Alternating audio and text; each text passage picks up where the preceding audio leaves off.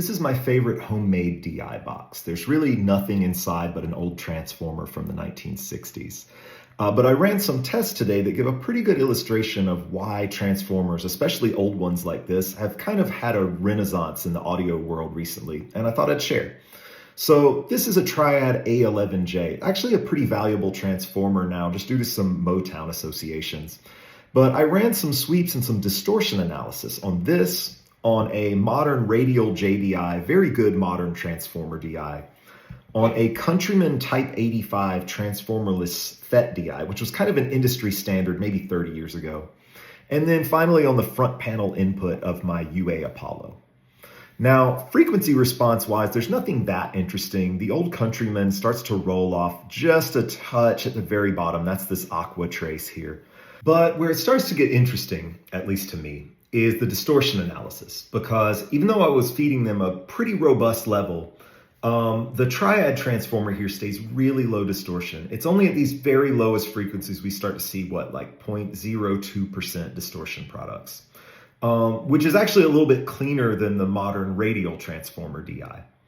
But watch what happens if I absolutely slam these with level and really distort them. So if we look at the Triad transformer here, we can see that when we really blow it out, the lower in frequency we go, the more distortion we get. And in fact, by the time we get up to 300 or 400 hertz, we're not really adding all that much distortion above those frequencies at all. And also, if we look at the colored traces, which are the distortion harmonics, we can see that the two highest in level are the red and the orange, which are the second and the third harmonics, which are those low order kind of musical harmonics. And if we look at the radial transformer DI, kind of much the same thing. Now, if we compare traces, we can see that even at moderate level, this transformerless DI has more distortion products overall. And if we look at these green, pink, and aqua traces, those are those higher order odd harmonics that are a little bit noisier kind of sounding.